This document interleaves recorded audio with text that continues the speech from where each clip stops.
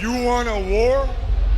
You're gonna get one. Now get the guns, the drugs, to my generation, I'll take the fall. The saints, look up the nation, and it's a sex, the gods, the fakes, the fraud, they're messing with me. Come on, come on, come on, let's get it out. Move to the music, play that fucking music. Live through my music, yeah.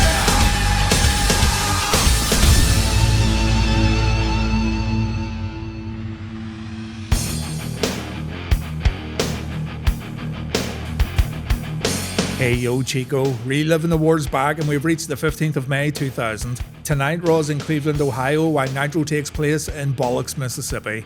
Judgment Day is almost upon us and we've got a 60-minute Iron Man match to look forward to in the main event. The show will get covered this Sunday as usual. WCW, meanwhile, are heavily promoting Nitro's opening match, which is going to feature Sting taking on Vampiro inside the House of Pain steel cage. And before we begin, a quick thank you for sticking with Reliving the War up until this point.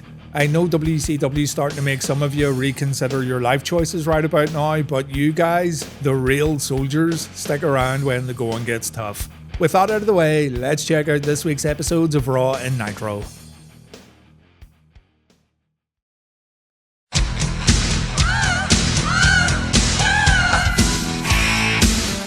The Heartbreak Kid Shawn Michaels makes his WWF return to open up Raw. On Nitro, we've got the aforementioned Sting vs Vampiro match. Jim Ross lets us know that Shawn Michaels is still the WWF Commissioner, which means he's had the easiest job in the world for the past year or so. Dude sat at home scratching his ass. Shawn's pretty emotional here. He cries a little during his entrance and you can see him say, "You remembered me," while his banger entrance music plays in the arena. And yeah, how can anyone forget Shawn Michaels? HBK reintroduces himself for fans who may not know who he is. He says folks used to refer to him as the greatest wrestler who ever lived, but these days he's the WWF Commissioner. He admits he's sucked at his job recently. Guys should have been punished for their actions, but Shawn's priorities are all over the place. He has his own wrestling school, he's running the Texas Wrestling Alliance, and just 4 months ago, Shawn Michaels became a dad. He's also set up a very lucrative delivery service, but he doesn't mention that for some reason. With all this going on, HBK's decided to retire as WWF Commissioner. Shawn admits to doing a bad job and he blames himself for kicking off the McMahon-Helmsley era when he superkicked The Rock last August on SmackDown. This superkick led to Triple H pinning the Great One, but isn't it a bit of a stretch to say that this is what kicked off the McMahon-Helmsley era? Vince McMahon walks down with a big smile on his face. McMahon can't believe Shawn's here tonight even though he didn't get an invite, but Shawn reveals that he actually was invited. The invitation came from Linda McMahon. HBK then announces that yes, he is no longer commissioner, but Linda made him the official spokesperson for the WWF. That's his new role in the company. And Shawn has one other announcement he wants to make. The WWF are presenting an Iron Man match this Sunday on pay-per-view, and Shawn says he himself was the guy who made the Iron Man match famous. Shawn's the only man in the WWF right now who's gone 60 minutes in one of these special matches, and therefore, HBK is going to referee the Rock vs Triple H main event this week at Judgment Day. Vince is caught a little off guard. He admits Shawn's one of the greatest of all time and the WWF's most resilient world champion ever, but McMahon wonders how resilient Shawn Michaels is right now. McMahon pokes HBK, something that Vince is very accustomed to, and Shawn embarrasses the chairman by shoving him to the mat. Shawn heads back up the ramp, Raw takes a commercial break. He then gets in his limousine to leave the arena while DX's limo pulls up beside him. Road Dogg and X-Pac think they just saw Shawn Michaels inside the vehicle, but Triple H doesn't believe it. The Big Show then walks past, he's looking for Shane McMahon, and when he realizes McMahon Jr. isn't in the DX limo, Triple H tells him he needs to switch to decaf. Over on Nitro, the House of Pain cage has been lowered, and as a small reminder, you gotta handcuff your opponent to the cage in order to win this one.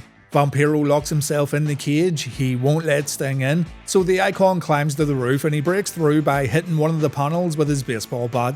Sting gets inside the ring, he starts beating up Vamp, and I began to think here about how many cages WCW have utilised over the course of this series just as the match began. They have so many.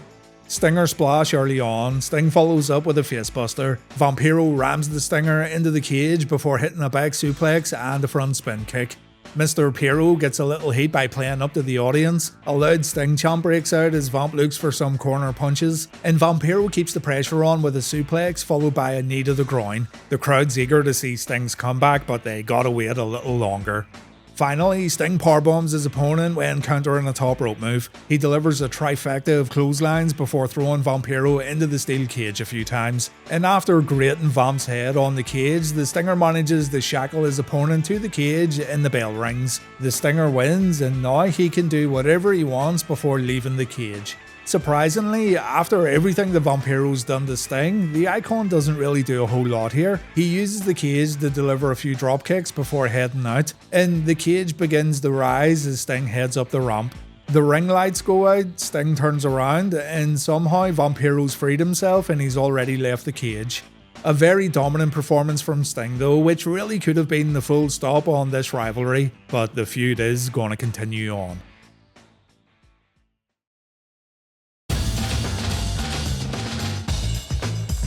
Captain Rection's going to give the other members of MIA their new ring names. Somehow getting new ring names means the boys can still work in WCW after getting fired.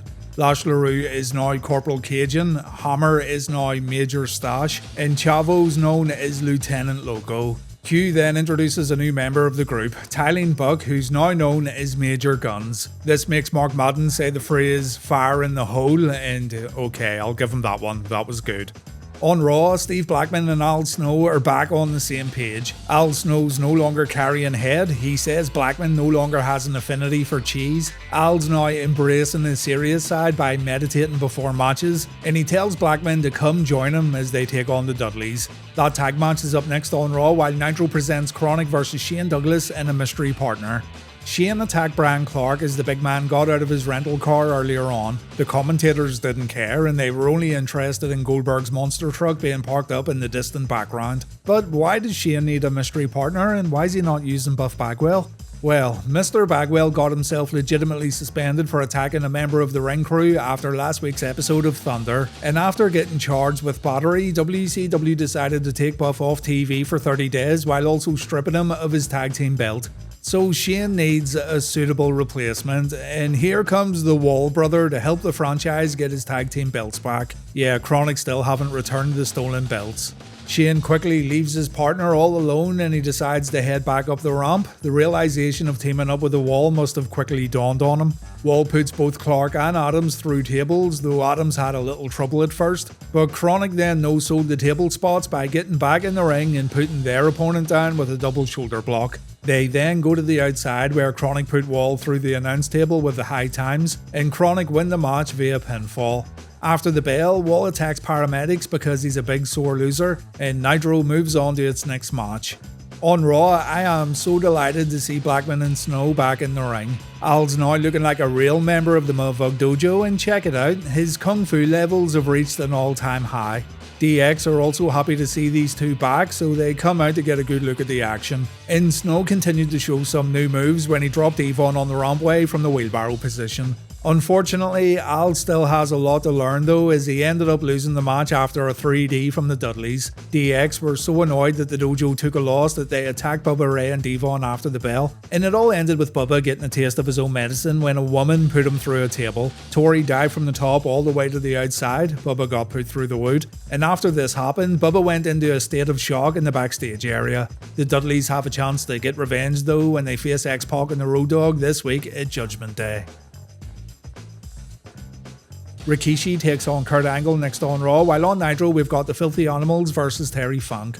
Disco Inferno busted into Eric Bischoff's office, asking Eric to remove him from the Mama Luke's team so he could start hanging out with his real friends. Bischoff told Disco to do whatever he wants because the Inferno doesn't seem to be a priority for Eric at all. Someone who is a priority though is Terry Funk, and after the cat brings Terry into Bischoff's office, Eric asks him one last time to hand over the hardcore title like a good little boy. Terry refuses, the cat ends up kicking him on the back of the head, and so Eric books the Dirty Funker against the Filthy Animals, consisting of Conan, Rey Mysterio, and new member Juventud Guerrera.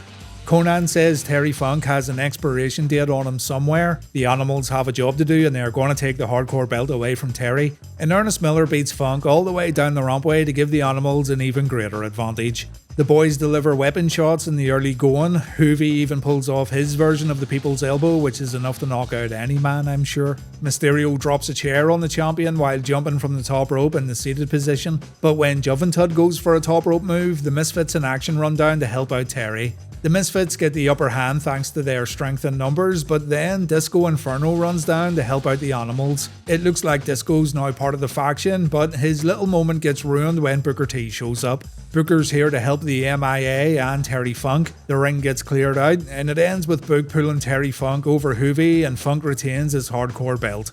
Terry is still knocked out after the bell, so Major Guns comes down to give the champ a little mouth-to-mouth, enough to give any man a raise for sure. Outside the arena, Norman, Smiley and Rolfus are doing a little bin dipping, seeing as they have no food, no money and no jobs. Norman gets a great idea though, and as he and Rolfus head into the arena, we once again see Goldberg's monster truck. It's been teased so much already that I really don't think we're going to see Billy Boy on this episode of Nitro. Inside the building, Norman and Rolfus get jobs selling popcorn, and they do a pretty good job too. We see them handing out delicious food to the audience a bit later on, and they look like they're enjoying themselves. A bit later on though, their new boss catches Rolfus sticking his hand up his ass before filling up more popcorn boxes. So Norman and Rolfus get fired, and it's back to the bin they go. On SmackDown this past week, Rikishi almost gave Stephanie McMahon a stink face. Normally folks have to pay Stephanie for this privilege, but Rikishi was looking a freebie. So Stephanie's hired someone who hates Rikishi as much as she does to take out the big goose once and for all, and that someone is Kurt Angle. Bit of an awkward greeting between the two here, and it is a shame that this on again, off again storyline never got properly finished. Kurt says the stink face is an illegal wrestling move and therefore it should be outlawed. And before Rikishi could shove his rear end right in Angle's Olympic face, Kurt was saved by Edge and Christian. Angle, Edge and Christian, known collectively as Team Ek, get stacked in the corner before Rikishi dashes in with his running ass attack, and Too Cool then run down to help even the odds. These six men are facing each other this week at Judgment Day in a tag team opening match. Hard to pick a winner in that one, but it's another match to look forward to at the pay-per-view. The whole train runs through Cleveland as the Godfather takes on Crash Holly for the hardcore title. On Nitro, the whole train runs through Bullocks, Mississippi as Tommy Sitch is once again in action. She and Candido take on Daffney and Crowbar. Candido put his cruiserweight belt on the line for this Nitro match. Miss Hancock came out to scribble on her notepad. There was a poorly timed spot where Tommy had the baseball slide into a chair held by Crowbar, but she was a little too late. And Daffney made Tommy pay for this by delivering a Bronco Buster. Let's be honest, the Bronco Buster didn't look good either. Miss Hancock then announced that she was going to give Tony Schiavone a little dance. I know it's totally random, but she gets some music, she starts dancing. Crowbar wants a piece of that action, but he gets stopped by Candido. While back in the ring, Tommy delivers a Stone Cold Stunner. My patience was really wearing thin here, but then Daffney no-sells the move and she ends up winning the match with a schoolboy pin. Crowbar thinks he's the new Cruiserweight champion. He hands the belt to Daffney to put around his waist, but it looks like Daffney's going to keep that belt all to herself. Crash Holly had no interest in the Godfather's creatures, but he did have an interest in finding some sort of weapon under the ring. Whatever he was searching for, he couldn't find it because he looks pissed off when settling for a broom instead. After taking a beating inside the ring, young Crash gets brought to the outside where he gets thrown into his very own scales of justice. And inside the ring, Crash gets put down with a power slam before Godfather looks for the whole train. A stop sign puts a stop to the move, but then D'Lo runs down to join in on the match. Godfather takes a lowdown, the move that I think's currently stopping Eddie Guerrero from performing the frog splash, and Crash takes a sky high as the hardcore champion looks to be in danger of losing his title. Fortunately, the Godfather breaks up D'Lo's cover, but then one of the Godfather's hoes gets in the ring and she becomes hardcore champion, one of the most deserving champions in pro wrestling history. Unfortunately though, Crash quickly rolls her up, which I'm sure she's very used to, and Crash regains his coveted hardcore championship belt. Crash runs away, it's another successful escape for Elroy, and someone else who should consider heading back to their hotel room is Shane McMahon. The Big Show's still waiting for Shane O'Mac and he's looking pretty angry.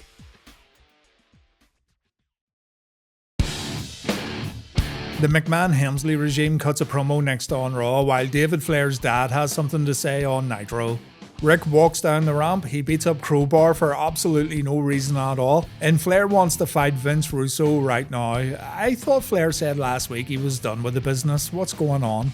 We see Russo in the production truck. He tells a producer to play a tape whenever Vince gives the cue. And when we come back from a commercial break, we see Sting approaching his rental car, which, I don't know, it appears to be out of commission right now. That darn Vampiro, eh? Rick's still in the ring. He wants Russo to come out, but then that video plays on the screen and we see Russo, his son David, and Daffney pulling up to Ric Flair's house. Russo says David doesn't live here anymore, as Russo Jr. points out that the limousine parked outside the house is simply used to get his stepmom her groceries. And we then go into the house where Russo and David look at a lovely photo of David's stepmom Beth, his younger brother Reed, and his little sister Ashley. David says Reed's referred to as Champ in this household, while David's referred to as Chump. Even David's family thinks he's a total knobhead. We then go to Space Mountain, the room where all the magic happens, and Vince decides to violate Flair's bed before Daffney has a go too. Outside, we see the family swimming pool, but check it out, David has his very own private pool. What a lucky boy. Rick's wardrobe's filled with Gucci and Armani suits, while David can't afford a Big Mac after a hard day's work. In Luke, Russo steals one of the Nature Boy's famous robes. That right there is theft. Inside Champ's bedroom, there's a lot of trophies, while David has absolutely nothing to show for all his hard work. That's because you're a fucking loser, David. And here we see David's bedroom. He sleeps in the basement like a vile little monster who the family are afraid to show to the general public. The terrible trio then go to leave the house, but they get greeted by Beth, Reed, and Charlotte. Russo calls David's stepmom a witch, while Reed pushes Vince around. And Charlotte corpses as Russo and his son David leave the Flair residence. Way to go, future limelight hogger of the WWE Women's Division. David and Daffney show up in the arena. Daffney's holding the NWA, Vegas Big Gold and Cruiserweight Championship belts. And David tells his old dad that his new dad's way too busy to come out right now, so Slick Rick can talk to David if he wants to. Flair tells his former son to get inside the ring. Nate tells David he's about to grow up. And David says Rick has no idea what it's like to be Dave. He has no idea what it's like to have everyone ask him about his world famous dad, and David's sick of it. Flair says his former son is the reason he's not facing Jeff Jarrett at the Great American Bash, but Rick is going to beat Jeff for the belt tonight on Nitro, while David can go back to his hotel room, look in the mirror, and hopefully realise how much of a jackass he's made of himself by becoming associated with Vince Russo. Rick didn't want to do it, but seeing as David now thinks he's a big man, old Rosy Cheeks gets told to go home, pick out his favourite pair of Rick's old boots, because Daddy Flair's going to beat the shit out of David at the Great American Bash. The match is now official. David's not going to wrestle his dad, he's wrestling the Nature Boy. David says he's ready to kick his old dad's ass, and Rick tells him to go ahead. As a matter of fact, if David can beat Rick at the pay-per-view, then Rick promises to retire from pro wrestling forever. Heard that one before, haven't we? Jeff Jarrett shows up, Rick gets taken out with a guitar shot, and as Jeff locks in the figure 4, David gets in a few cheap shots. It's messed up that I look forward to WCW matches that I know are going to be bad. If anything, I'm sure Flair vs Flair will provide us with a few good laughs when I cover the pay-per-view. Over on Raw, Triple H knows about Shawn Michaels' involvement in the upcoming Iron Man match, though Mr. McMahon confirms that HBK has left the building.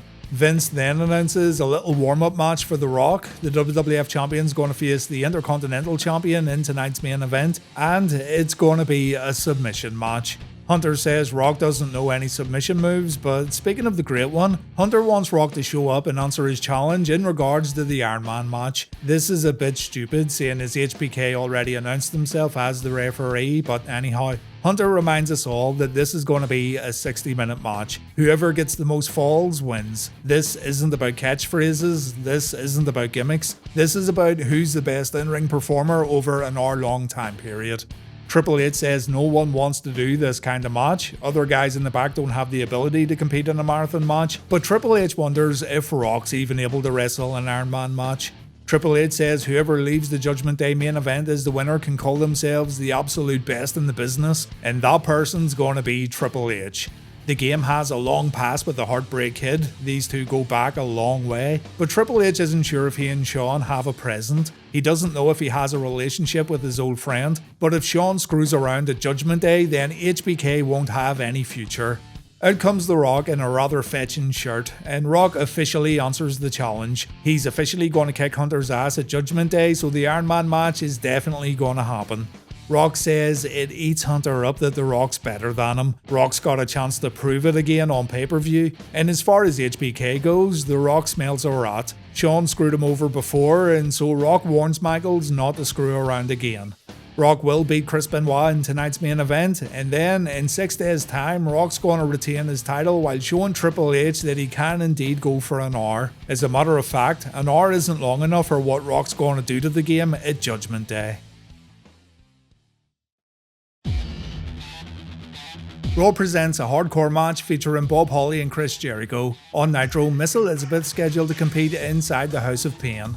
So Russo wanted to punish Liz by making her step inside the steel cage. Russo gets into the House of Pain alongside Elizabeth while a few members of the ring crew try to fix the cage ceiling. And Vince says Liz is competing tonight because she's tried over and over again to humiliate him. This is the ultimate display of tough love from Vinny Roo, and seeing as Liz hit Medusa with a chair last week on Nitro, Medusa's going to serve as Liz's opponent. Chuck Palumbo's going to guard the cage door, Russo's going to stay in the ring as this goes down, and after Vince and Medusa intimidate Liz for a bit, one of the ring crew guys jumps into the cage, and you can guess who this guy really is. Yeah, it's the total package. Russo shits a brick before Medusa tries to attack Lex. She's easily put in the torture rack, though Russo hits a low blow to break it up. Knowing this would happen, Luger came prepared. He's wearing a cup. And Russo should have worn a cup too, seeing as he takes a kick to the balls from Liz before she shoves Lex's smelly cup right in Vince's face. Ugh. R&B security get inside the cage, Luger gets maced as Chuck Palumbo also gets inside, Lex gets hit with the muscle flexor once again, and as Luger gets choked out by the main event, Kevin Nash shows up to help out his old Wolfpack buddy.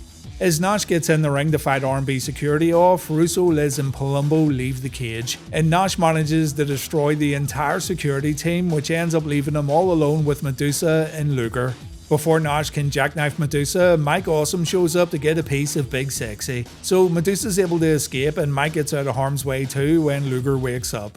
Nash then challenges Mike to an ambulance match later tonight. Awesome accepts while saying he's going to end Kev's career. And Nash borrows a line from his old buddy Scott Hall when he says, "Don't sing it, bring it." On Raw, I'm starting to wonder who Jericho pissed off for him to get booked in a hardcore match against Bastard Bob. Say what you want about Chris though, and yes, there is a lot to say about this dude, but he was tough as nails and he shows it in this hardcore match. Jericho gives as good as he gets, and he gets quite a lot. But when the two men eventually returned to the ring, the match came to an abrupt end when Y2J dropkicked a trash can in Holly's face before locking in the walls of Jericho. Chris Benoit, the man who Jericho faces this Sunday in a submission match, interferes and he puts Y2J in a dragon sleeper. As soon as Benoit releases the move, Holly whacks Jericho with a steel chair, and Bombastic Bob wins via pinfall. If Jericho doesn't show up at some point during Benoit's main event match tonight, then I'll eat my hat, and I'm not even wearing a hat.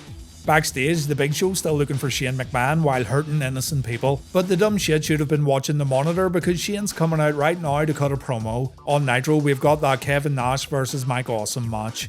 So Shane comes out and he says Big Show can stop asking the question of which way did Shane go, because the boy wanders right here in the middle of the ring. He then addresses the fans, calling him a pussy over the past few weeks, and after consulting a dictionary, Shane found out that word fans keep calling him actually means cat. Wow, who would have thunk it? Shane says this makes sense. He's quick as a cat, he's got the ferocity of a jungle cat, and young Simba here's feeling so frisky that he's challenging the Big Show to an ODQ match at Judgment Day. Big Show will once again be asking which way did Shane go after the match on pay-per-view, and so Big Show comes out and he says Shane just made his day. At Judgment Day, Big Show's going to take all of Shane's 9 lives away from him and he wants to make a start right now. So McMahon Jr. gets out of the ring and he books a match between the Big Show and TNA. Jerry Briscoe comes out with Albert, Test and Trish, and when Trish tried to interfere in the match, Jerry Briscoe ran in to save her. This resulted in Briscoe getting chokeslammed and Shane then tried to hit Show with a chair shot. It had no effect on the big man. So Shane tried to run back up the ramp and into the backstage area. Big Show pulls him back, Shane ends up getting thrown into the WWF.com logo on the Titantron, and it all ends with Test and Albert getting their asses kicked too by the big man. On Nitro, this Nash vs Awesome match has been in the making for quite some time, but they managed to screw it up. Typically, in an ambulance match, you're supposed to put your opponent inside the vehicle, but that didn't happen. DDP came out to lend Big Sexy a hand, and this is the beginning of a new tag team, by the way, known as the Insiders. Anyway, a table gets set up and Nash was supposed to jackknife Awesome off the stage and through the wood. Big Kev struggled to get Mike up, so DDP tried to improvise and change the move into a jackknife and diamond cutter combo. Sounds great on paper, but it didn't look good at all. Awesome doesn't get put in the ambulance, instead the bell rings and the match ends with Awesome laid out on the broken table. A shame that all the build up this rivalry's had over the past lot of weeks was pissed away with a crappy match on Nitro. Scott Steiner doesn't care about the match he's booked in. He's not going to compete tonight, and instead he's going to wait out back for his brother and Tank Abbott to show up. Rick and Tank head outside. Medeja and Shakira try to help Scotty out, but it's no good. And Scott gets a 2x4 broken over his back, which puts him on the ground. As things start looking bad for Big Papa Pump, the Goldberg monster truck shows up again and the heels run away. This is all great, but doesn't this also kinda make Goldberg look like a bitch? Like, get out of your stupid truck and go fight someone, Billy boy.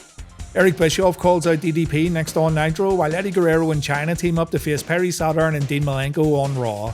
Bischoff comes out with Kimberly and Ernest Miller. Eric says he's taken everything away from DDP, including his wife and his Hollywood career after what happened with Arquette. So Bischoff feels Page is in a bad enough state that Eazy-E could easily call him out and easily beat Dallas up. Page comes out, he calls Ernest Miller a pussy cat before getting in the ring. Lot of kitty talk tonight on both shows. And Dallas gets in the ring where he cleans house. No idea what Eric was thinking here, but DDP's handling both these guys with no problems at all. DDP seems unstoppable as the fight goes to the outside before returning to the ring, but it's a weak looking chair shot from Kimberly followed by the feeliner that puts DDP on the mat. I'm sure Hulk Hogan thought the chair shot looked great though. As DDP starts getting beaten up, some familiar music plays in the arena, and my god, look who's back. Big Sid Vicious has returned to WCW and he stands on the apron while waiting for DDP to tag him in. I had no idea this was an actual match. Sid gets the tag and oh wow, swerve bro, don't care. Sid chokeslams Page and I've become so accustomed to this happening that the shock value just isn't there anymore. Swerves like this are supposed to instantly surprise you and open up your mind to new feuds and rivalries, but WCW are now in the business of creating heel turns that make zero sense, and besides, Sid isn't even going to compete again until November, so there's no fucking point in doing this at all. Hulk Hogan's came out to clean house, whoopity-doo. Bischoff tells Hogan to wait in the ring, Eric wants to book him in a match and get some revenge, and we'll come back to this in just a moment. On Raw, it appears the Radicals have indeed been fractured as Eddie's chosen his Mamacita over Saturn and Malenko. Eddie defends his European belt against Perry and Dean at Judgment Day in a triple threat, and he and Chyna were unable to beat the Radicals in this Raw tag team match. Chyna was the star of the show here with her offense early on to Dean Malenko, followed by her firing up after a hot tag a bit later on. But she also screwed up when she hit Eddie with a low blow, which allowed Saturn to follow up with a brainbuster for the win. Maybe Eddie's luck will improve this Sunday, but it's a bad night for Latino Heat and his poor squished balls.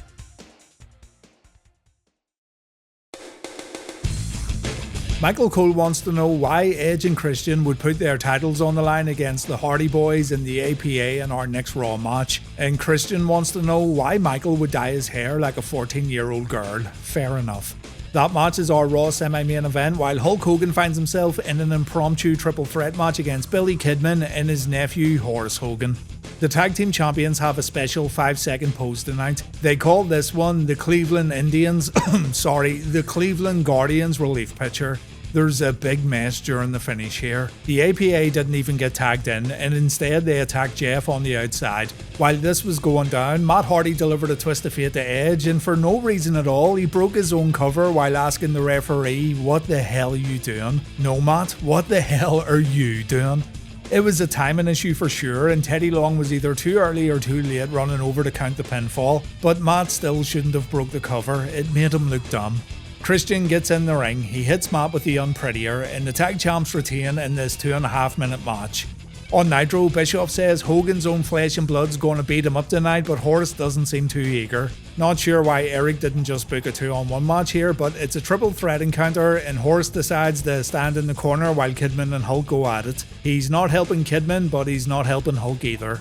It doesn't take long for the match to go to the outside, and I liked how Hogan tossed Scott Hudson's notes into the crowd. A ton of fans probably got the rest of Nitro spoiled thanks to those notes.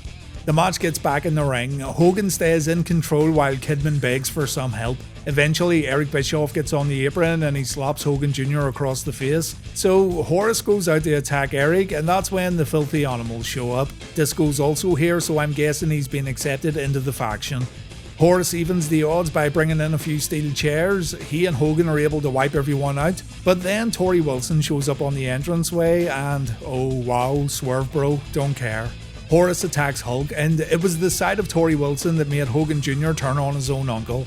Horace is now part of the New Blood. He even gets handed a crappy homemade New Blood shirt. But then, after a commercial break, we see him get into a car alongside Torrie, and Kidman is not impressed at all. Bischoff tells Billy not to worry, so if I'm getting this right, Bischoff's pimping out Torrie so he could get Horace Hogan in the New Blood, is that right? And Kidman didn't know about it? What the hell, man? Main event time, The Rock vs Chris Benoit in a submission match on Raw. Nitro presents Ric Flair vs Jeff Jarrett for the World Championship. Chris Benoit wonders how many submission moves The Rock really knows while being interviewed by Michael Cole, though I'm sure Rock's going to surprise us in this match. Triple H and Stephanie watch this one from the ringside area, and Benoit instantly focuses on the left leg and knee. A DDT puts Benoit down, and Rock follows up with a Fujiwara armbar. It doesn't make Benoit submit though, and the WWF champ goes down following a knee to the midsection. Here comes Mr. McMahon to get a close look at the action too, just as Chris performs a snap suplex. And as Benoit locks in a sharpshooter, Vince slowly makes his way to the timekeeper's area. Rock makes it to the ropes though, so the match continues on. The crowd pops for The Rock's clothesline and they stay quiet for 2 German suplexes from the Crippler. Rock fights back and we see The Rock bottom, and for some reason Tim White starts counting to 10. Even JR mentioned that the match can only end via submission. Benoit takes a ton of rights in the corner. He fights his way out with a few chops, but Rock delivers a spine buster. Benoit's in place for the people's elbow, but instead we see a figure 4 from the WWF champion. Stephanie gets on the apron, allowing Triple H to drag Benoit to the bottom rope, but Hunter pays for his crimes by taking a punch to the mouth. Benoit locks in the crossface and McMahon tells the timekeeper to ring the bell. Screw job bro, don't care. The crowd aren't happy with how this one played out, and to make things worse, the biggest babyface in the company right now is getting beaten down by Benoit and Triple H. Rock fights back and Vince McMahon gets brave. He quickly backs down again when Rock goes after him, but Chris Jericho shows up on the entranceway. With nowhere to go, McMahon starts making his way back down to the ring, but he doesn't get very far when Rock grabs him. Triple H saves his dad-in-law and we end up getting a 4-man brawl inside the ring. Jericho puts Triple H in the walls of Jericho while Rock delivers a rock bottom to Benoit. D-Generation X run down to help out the heels. The Dudleyz run down with a table to help out the babyfaces. That table gets set up in the ring as DX, Jericho, Benoit and the Dudleyz head out. And after a little brawling between Rock and Hunter, the game ends up taking a rock bottom through the table. The crowd gets sent home happy and Rock's looking good heading into Judgment Day. Come over this Sunday and we'll check out the pay-per-view as usual. On Nitro, Vince Russo and his son come out to watch the main event, so don't be surprised if they get involved. The match begins on the rampway, and it looks like the elevated ramp is here to stay. To be honest, I'm not against it. It's good when it comes into play during matches. Flair destroys Jeff in front of his ex-son and he pulls off Madden's headset just for the sake of it. And as Flair stays on offense, Vince Russo says Rick used to beat up his son David just like this. Fucking brutal. We finally get in the ring, but not before Flair gets the middle rope shoved up his nutsack. Moments later, Rick goes up and over the top turnbuckle, and this time Jarrett's going to do all the damage as the fight continues at ringside. Rick takes multiple chair shots and Jeff shifts focus to the Nature Boy's leg. The World Champ then takes a suplex as David says his daddy was never there for him. But luckily for David, he's got a new dad who also happens to be a creative genius. We go back into the ring where Double J applies the figure 4. The crowd chant Flair's name, and yes, we all want to chant David's name at one time or another. Flair makes it to the ropes, and as Jeff takes Rick to the corner, a loud Jarrett sucks chant breaks out. It really does feel like Jarrett has the wrong type of heat during this era, but never mind that. Ric Flair begins mounting a comeback and the Nature Boy's looking good. Unfortunately, he falls into the same old trap as he goes upstairs only to get launched from the top rope. But then, completely out of nowhere, Rick performs an inside cradle and my god, Ric Flair becomes a 15-time world champion. The crowd can't believe it, Russo's beside himself. Jarrett's reign comes to an end on what feels like a throwaway main event, and Jarrett's such a sore loser that he attacks Charles Robinson with his trusty guitar before he, David and Russo go after the new champ. Another miniature Statue of Liberty gets broken over Rick's head, and Russo thinks he's so cool, telling Rick to suck it. He then makes an ass out of himself when tripping over the apron when getting out of the ring. So yeah, haha, you dumb shit. Just when you think Russo's heading back up the ramp with the world belt, Big Kevin Nash comes out to take the championship away from Vince. Nash gets in the ring, he smacks Double J with the belt, and he then jackknifes Double J so hard that the ring ends up breaking. Would have looked good if that part of the ring didn't look so hollow. Kevin Nash then presents the world title to Ric Flair, something we could have never imagined happening once upon a time. And Nitro ends with Eric Bischoff informing Shane Douglas that the franchise is in charge of Thunder this week. I don't care because I won't be watching it.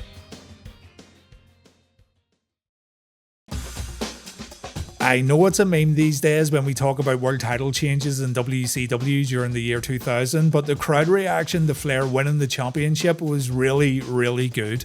On the other hand though, Raw had the return of Shawn Michaels, Al Snow and Blackman tagging up again, in a pretty decent main event, even though I enjoyed the Nitro main event a little more. Still, Raw wins Reliving the War this week. Overall, it was a better show. So that means Raw's now on 134 points, Nitro's on 79, and we've got 22 ties. Raw got a 6.1 in the TV ratings, Nitro got a 3.1. Judgment Day's up next. The 60-minute Iron Man match is getting covered and we're in for a big surprise at the end of the match. We'll also see Jericho vs Benoit in a submission match for the IC title, Shane McMahon vs The Big Show, Eddie Guerrero defending his European title against Dean Malenko and Perry Saturn, and the Dudley Boys compete in a table match against X-Pac and the Road Dogg. It's a good card on paper, and for those who enjoy long main events, this one should be right up your alley. So subscribe to the channel, turn on the notifications, all that stuff, and I'll see you later in the week for WWF Judgment Day. Thank you so much for watching, I hope you have a good weekend, and please take care.